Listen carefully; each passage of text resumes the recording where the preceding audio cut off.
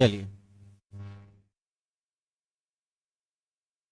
बच्चों, आज एक बार फिर से हम लोग ट्वेल्थ क्लास वाले जो चैप्टर 6 की बात करते हैं, मॉलिक्यूलर जेनेटिक्स। तो मॉलिक्यूलर जेनेटिक्स में हम लास्ट टॉपिक ऑलरेडी आपको ट्रांसक्रिप्शन पे बता रखे हैं, और हमने ट्रांसक्रिप्शन पे दो वीडियोस करा था, पार्ट 1 और पार्ट 2 करके। ठीक है, और उसके बाद हमारा ये टॉपिक है जेनेटिक कोड, छोटा टॉपिक है। इसको आज हम फटाफट कंप्लीट करते हैं, ठीक है ना। तो हमारे पास है जेनेटिक कोड। जेनेटिक कोड के बारे में हम लोग आज पढ़ेंगे, ठीक है। तो शुरू करते हैं जेनेटिक कोड। ओके, तो चलिए यहाँ से जेनेटिक कोड की शुरुआत करते हैं हम लोग। और यहाँ हम लोग बात करेंगे जेनेटिक कोड को लेकर। जैसे कि हम जानने की कोशिश करेंगे कि जेनेटिक कोड एग्जैक्टली होता क्या है, ठीक है। जेनेटिक कोड होता क्या है, तो कहते हैं हम जेनेटिक कोड के बारे में, जेनेटिक कोड के बारे में कहते हैं कि ये एक प्रकार का रिलेशनशिप है। जेनेटिक कोड जो होता है ना, एक रिलेशन बताया जाता है।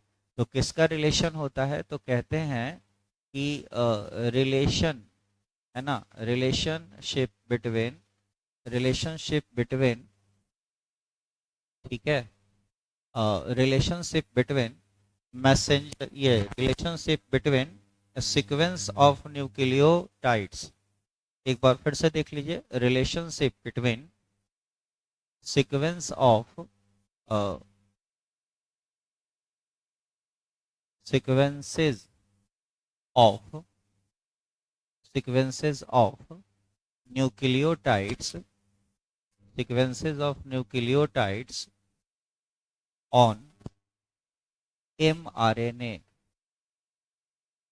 and amino acid and amino acid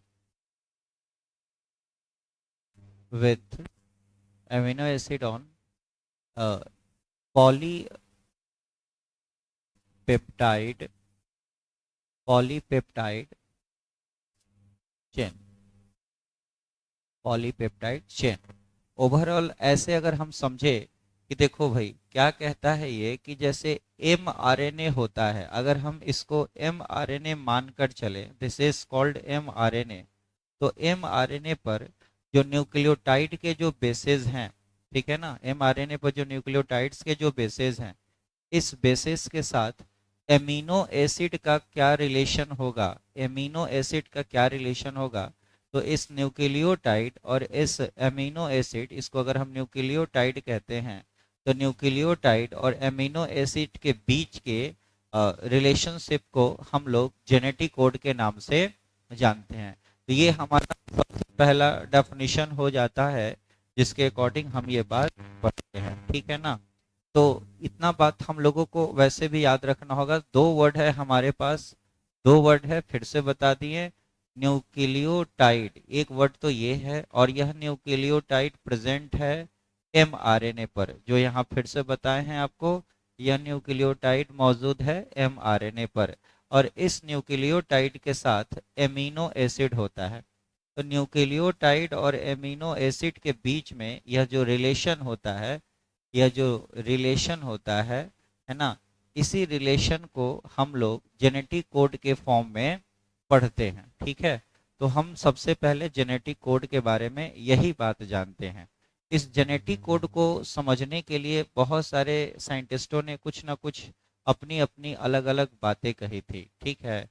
तो इन बातों को लेकर जब हम आगे थोड़ा सा समझने का अगर हम प्रयास करें, तो दो तीन पॉइंट है हमारे पास। जैसे कि हम एक बात अच्छे से जानते हैं, एक साइंटिस्ट रहे हैं जिसका नाम है जॉर्ज गमाउ, है ना। साइंटिस्ट रहे हैं जिसका नाम है जॉर्ज गमाउ। तो उस जॉर्ज गमाउ से रिलेटेड एक बात हम कंसर्न करके आपको बताते हैं। जैसे एक साइंटिस्ट है जॉर्ज गमाउ, ठीक है ना। जॉर्ज गमाउ एक साइंटिस्ट है, ठीक है। इन्होंने एक बात कही थी, इन्होंने कहा था कि 20 तरह के एमिनो एसिड हैं, 20 टाइप्स के एमिनो एसिड हैं। पहला पॉइंट तो यही हो गया कि 20 टाइप्स के ये एमिनो एसिड होते हैं, और ये एमिनो एसिड जो होते हैं एक खास डिजाइन में रहते हैं। ठीक है, इस खास डिजाइन का मतलब यहाँ पर यह समझाया गया था कि द एमिनो एसिड चार तरह के बेस पेयर से, चार तरह के बेसेस से कंसर्न होते हैं। यानी एक बात कहते हैं हम इसे कि concern with concern with concern with four types, है ना, four types of base pair, four type of basis कह लो, ज्यादा अच्छा है, फोर टाइप ऑफ बेसिस। तो यहाँ पर चार तरह के बेसिस से 20 तरह के 20 तरह के, चार तरह के बेसिस से 20 तरह के एमिनो एसिड जुड़े हुए रहते हैं। और इनका डिजाइन जो होता है ट्रिपलेट के फॉर्म में होता है ना। ये जो है ये ट्रिपलेट के फॉर्म में होते हैं, ये बेसिस जो होते हैं ये ट्रिपलेट के फॉर्म में होते हैं। हमने यहाँ लिख भी दिया, दिस इज बेसिस। बेसिस जो होते हैं ये ट्रिपलेट के फॉर्म में होते हैं। तो ट्रिपलेट के फॉर्म में ये बेसिस होने की वजह से हम लोग इसको 4 क्यूब के फॉर्म में रिप्रेजेंट करते हैं। कैसे रिप्रेजेंट करते हैं?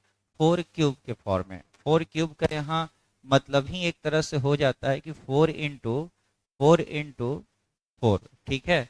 और इस हिसाब से देखा जाए तो लगभग 64, यानी कि यहाँ देखा जाए ना तो टोटल 64 कोडॉन, यानी कि 64 कोडॉन का निर्माण होता है।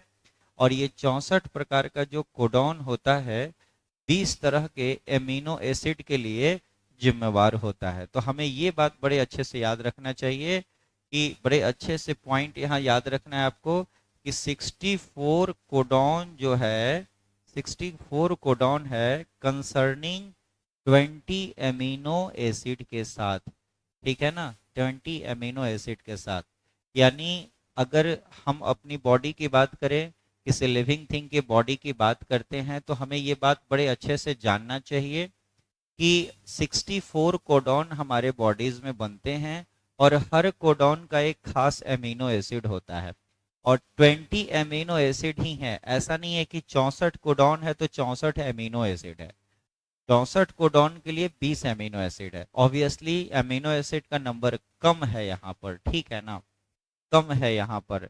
इसका अर्थ ये हुआ कि पक्का पक्का एक एमिनो एसिड 2, 4, 5, 6 कोडॉन के साथ कंसर्न होंगे, जुड़े हुए होंगे, ठीक है ना।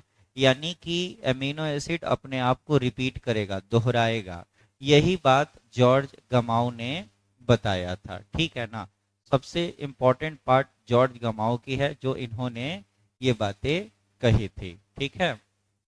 इनसे इन्हीं बातों को लेकर एक आध छोटी मोटी और भी बातें होती हैं। जैसे कि एक साइंटिस्ट रहे हैं इंडिया के जिनका नाम रहा है हरगोविंद खुराना, या ऐसे लिखो कि डॉक्टर हरगोविंद खुराना, हरगोविंद हरगोविंद खुराना, हरगोविंद खुराना, ठीक है।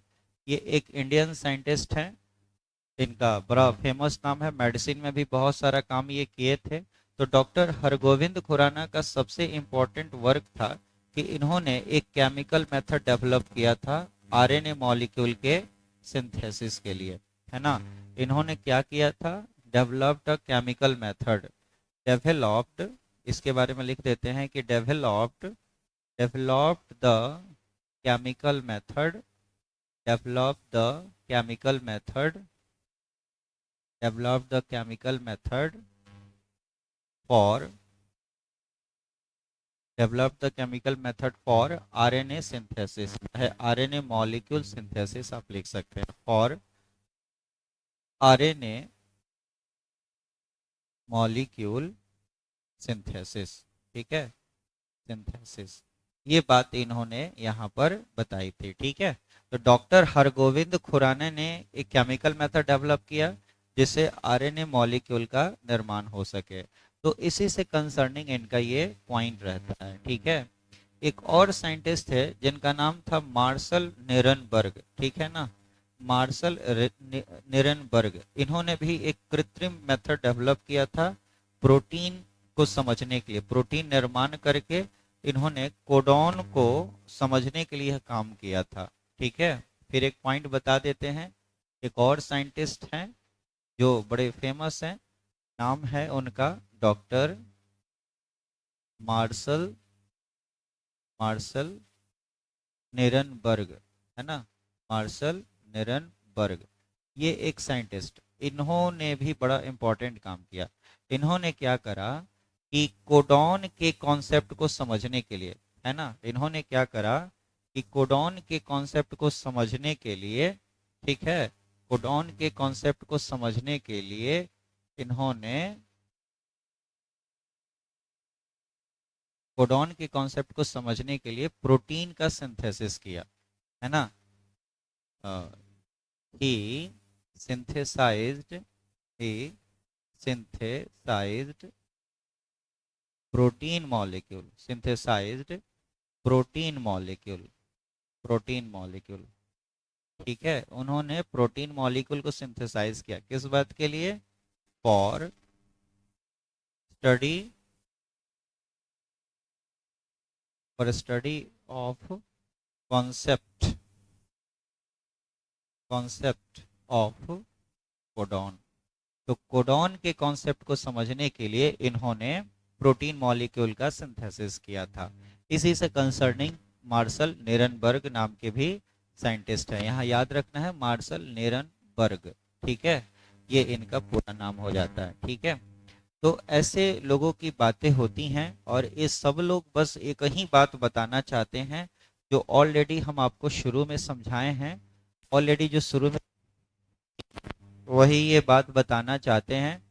और वो बात बस एक ही है कि भाई mRNA पर जो न्यूक्लियोटाइड है हमारा, mRNA पर जो न्यूक्लियोटाइड है, उस न्यूक्लियोटाइड के साथ एमिनो अम्ल यानी एमिनो एसिड का क्या कॉन्सेप्ट है, कैसे जुड़ा हुआ है, किसी न्यूक्लियोटाइड से कोई एमिनो एसिड कैसे जुड़ा हुआ होता है, उसी कॉन्सेप्ट की बात हम लोग यहाँ कर रहे हैं। तो ओवरऑल हमारे पास 64 टाइप के कोडॉन होते हैं, ठीक है ना, हमारे पास क्या होते हैं, 64 टाइप्स के कोडॉन होते हैं, और ये 64 टाइप्स के कोडॉन 20 तरह के एमिनो एसिड से कंसर्निंग होते हैं। हमें मूल बातें यही पढ़नी होती है, ठीक है। इसी बात को समझने के लिए सबसे पहले हम लोगों को एक और कॉन्सेप्ट जानना चाहिए। हमारे पास एक और कॉन्सेप्ट है, पहले सबसे पहले हम इसको देखने की कोशिश कर रहे हैं, ठीक है। अब आप इसको अगर आप देखोगे तो सबसे पहले आपको अच्छे से ये बात जानना चाहिए कि भाई यहाँ जो है हमने ये 20 टाइप्स का एमिनो एसिड कर दिया, 1, 2, 3, 4, 5, 6, 7, 8, 9, 10, 11, 12, 13, 14, 15, 16, 17, 18, 19, 20, and this is the 20 types of amino acid, जिसमें इसके 1 लेटर एब्रिविएशंस हैं, डिनोट करने का एक तरीका है, लेकिन आपको बुक में 3 लेटर एब्रिविएशन ज़्यादा पढ़ना होगा, 3 लेटर वाला, ताकि इससे आप डिनोट करोगे। और ये आपके एमिनो एसिड है, glycine, alanine, valine, leucine, isoleucine, methionine, phenylalanine, proline, serine, threonine, cysteine, asparagine, glutamine, tyrosine, tryptophan, aspartate, glutamate, histidine, lysine and arginine.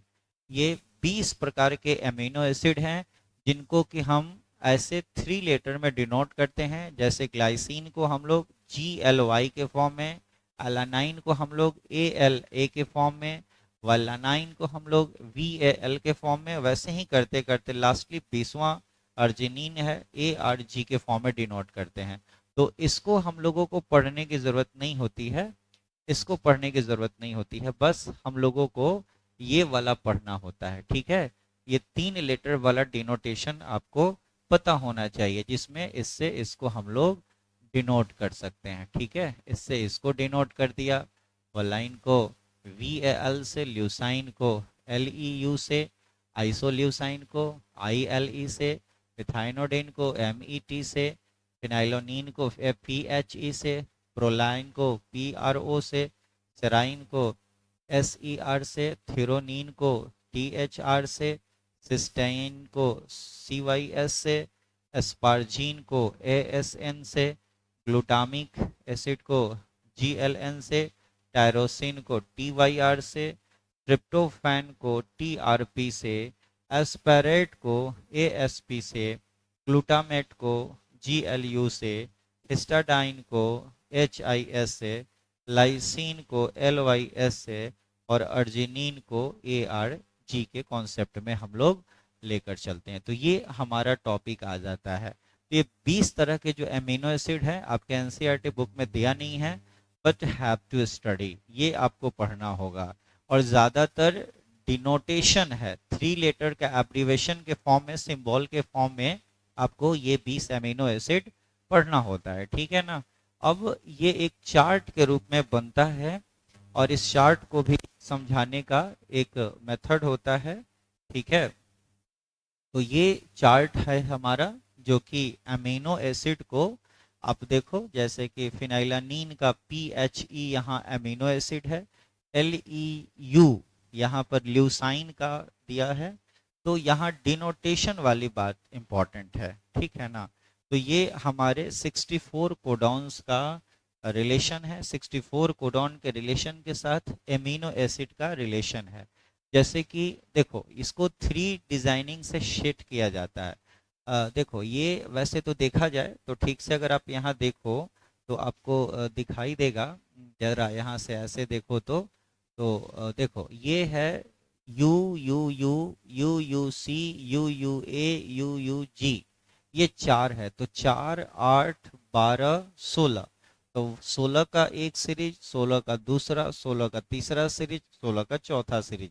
ये टोटल 64 कोडॉन का कॉन्सेप्ट है। 3 लेटर का कोडॉन बनता है, ये हम लोगों को जानना होता है। 3 लेटर का कोडॉन होता है, ठीक है। और सबका अपना अपना अमीनो एसिड होता है, ठीक है। ये एक जरूरी बात है जो हम लोगों को जानना चाहिए, ठीक है ना। अब देखो ये सेट कैसे हुआ है, इसके 3 सीरीज में लिया गया है, UCAG, और फिर एक दूसरा सीरीज UCAG, और एक तीसरा सीरीज UCAG। जैसे कि आप एक U यहाँ से ले लिया, दूसरा U यहाँ से ले लिया, और ये वाला एक U ले लिया, तो ये वाला पहला बन जाता है, ठीक है। उसी तरह से अगर आप कॉन्सेप्ट बदलते हो तो देखो, फिर ये वाला U लेते हो, फिर दूसरा वाला U लेते हो, तीसरा के लेटर की जगह पे ये C आ जाता है, तो देखो UUC का कॉन्सेप्ट आ गया। फिर इसी में यही वाला U, फिर यही वाला U, अब यहाँ वाला A, तो यहाँ आ गया, ठीक है। ऐसे बदलता चलता है। फिर UUG, यहाँ पर ये वाला कॉन्सेप्ट आ जाता है।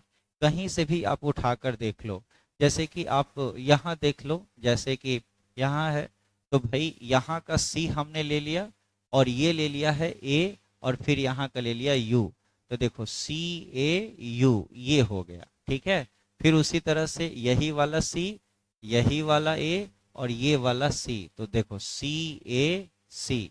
उसी तरह से CAA, है ना, CAA। फिर उसी तरह से CAG, तो CAG। ऐसे ही एक लेटर यहाँ, एक लेटर यहाँ, और एक लेटर ऐसे। तो ऐसे ऐसे सेट करता चलता है। ऐसे देखा जाए तो 64 कोडॉन को शो करता है। लास्टली अगर आप देखो तो GGU, तो है ना, GGU, फिर से GGC, यहाँ हो गया। फिर देखो GGA, ये हो गया। फिर यहाँ से GG और G, ट्रिपल G यहाँ पर है ऐसे, और ये ट्रिपल G से यहाँ पर ये हमारा कोडॉन बनता है, जिससे ग्लाइसाइन नाम का एमिनो एसिड जुड़ा हुआ रहता है। लेकिन एक एक जरूरी बात यहाँ समझने की है कि यहाँ पर विद्यार्थी थोड़ा सा 2-4 इंपॉर्टेंट पॉइंट होता है, ठीक है ना।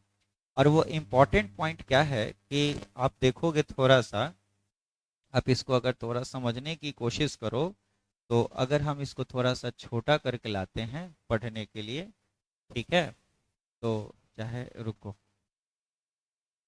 यहीं देखो पहले, आप यहाँ से देखो, आप ध्यान दोगे यहाँ पर आप लोग कि यहाँ एक कॉन्सेप्ट है, यहाँ पर एक दिया हुआ है कोडॉन AUG, और इसका एक अमीनो एसिड है MET, मेथाइनाडीन। और यहाँ पर आप देख लो, यहाँ पर दो दो यहाँ पर और एक तीसरा यहाँ पर, ये थोड़ा खास हो गया। ठीक है, तो इसको जो है ना, ए यू जी को हमेशा से आप याद रखना कि ए यू जी को मिथाइनाडीन से जोड़ते तो हैं, ये इसका एमिनो एसिड तो है, लेकिन एक जरूरी क्या है कि ए यू जी को हम लोग स्टार्ट कोडॉन के नाम से जानते हैं। क्या कहते हैं इसको? स्टार्ट कोडॉन के नाम से हम इसको जानते हैं। ये बात आप याद रखना। जैसे ही आगे चल के हम एक टॉपिक पढ़ेंगे ट्रांसलेशन, तो ट्रांसलेशन टॉपिक में क्या होता है, ट्रांसलेशन टॉपिक में क्या होता है यहाँ पर, जैसे ही आगे हम लोग पढ़ेंगे ट्रांसलेशन में, तो ए यू जी आपको स्टार्ट कोडॉन होता है, यानी ट्रांसलेशन प्रोसेस की जो शुरुआत होती है वो ए यू जी से ही शुरू होती है। आगे हम लोग पढ़ेंगे ही पढ़ेंगे। और अंतिम जो होता है, मतलब आगे ट्रांसलेशन नाम का एक टॉपिक पढ़ेंगे, तब जाके उसमें हम लोग को ये पढ़ना है कि ये जो है ना 3 टाइप्स के स्टॉप कोडॉन है, यू ए, यू ए जी और यू जी ए। ये देखो लिखा हुआ है स्टॉप कोडॉन, स्टॉप कोडॉन, यानी कि ये 3 ऐसे कोडॉन हैं जहां पे ट्रांसलेशन की प्रक्रिया जाकर रुक जाती है। ठीक है, तो एक तरह से देखा जाए ना, तो 64 में से 61 कोडॉन ही फंक्शनल होता है।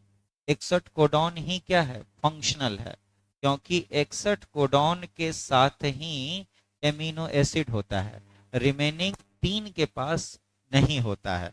इस 3 को, जिसको हम यू ए जी, ठीक है, और यू जी ए, ये तीन को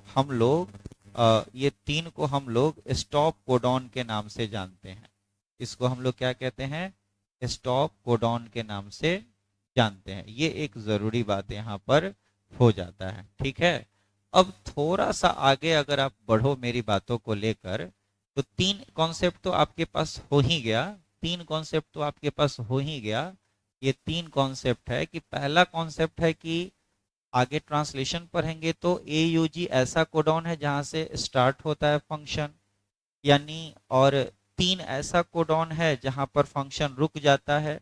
3 घट गया तो 64 में से 61 ही ऐसा कोडॉन है जो काम करता है, अर्थात 61 कोडॉन के साथ ही एमिनो एसिड रहता है, बाकी के साथ नहीं रहता है। इन कोडॉन के बारे में एक आध और छोटा मोटा कॉन्सेप्ट है, और वह छोटा मोटा कॉन्सेप्ट ये है इन स्टॉप कोडॉन के साथ, कि देखो कहता है क्या कि कोई भी कोडॉन हो, कोडॉन के बीच में कॉमा नहीं होगा। ये एक जरूरी बात है। जैसे कोई भी कोडॉन ले लेते हैं, जैसे यू जी सी एक कोडॉन हो गया, तो इस कोडॉन में जो है कॉमा लिखने का तरीका गलत होता है, ये तरीका ही गलत होता है। ठीक है, कभी भी कॉमा नहीं लगता है, ये नॉर्मल यू जी सी यही तरीका सही होता है इस कोडॉन के लिए, तो कभी भी कॉमा नहीं लगाते हैं। दूसरा, ये फिक्स होता है, ये फिक्स होता है। जैसे कि हम अगर एक ले लेते हैं यहाँ पर, जैसे कि हम यूज कर लिए, जैसे सी यू ए, ठीक है, सी यू ए, ये 3 जो हम लेटर का, इसको हम ट्रिपलेट भी कहते हैं, है ना, इसको हम, चूंकि 3 लेटर का होता है तो हम इसको ट्रिपलेट भी कहते हैं। तो एक बात तो यह भी है कि कोडॉन को ट्रिपलेट से डिनोट किया जाता है, और यह भी सही है कि जैसे सी यू ए नाम का अगर कोडॉन है तो इसका अमीनो एसिड ल्यूसाइन होता है, एल ई यू से इसको डिनोट करते हैं। तो यह फिक्स बातें हैं, ये फिक्स बातें हैं। सी यू ए अगर ल्यूसाइन से जुड़ा है तो कहीं भी ल्यूसाइन से ही जुड़ेगा, किसी और से नहीं जुड़ेगा, ये फिक्स बातें होती हैं। तो ये सब कुछ इसकी बेसिक पॉइंट के फॉर्म में दिया गया है, जिसको कि हम लोगों को जानना चाहिए। ठीक है ना, तो ये कुछ बेसिक्स पॉइंट्स है जो जेनेटिक कोड से कंसर्निंग है। तो यही सारी बातें हम लोगों को जेनेटिक कोड में पढ़ना होता है। ठीक है, तो ये टॉपिक आपका जेनेटिक कोड का हो गया। अगला टॉपिक जो है हम लोग ट्रांसलेशन तो पढ़ेंगे ही, लेकिन ट्रांसलेशन टॉपिक पढ़ने से पहले हम लोगों को T R N A structure के बारे में जानना है। ठीक है ना, तो हमारा अगला टॉपिक छोटा सा अगला आएगा टी आरएनए, जिसको ट्रांसफर आरएनए के नाम से जानते हैं। पहले वो पढ़ाएंगे, फिर आगे बात करेंगे। तब तक के लिए आप जेनेटिक कोड रिवीजन करो। Thank you. ठीक है।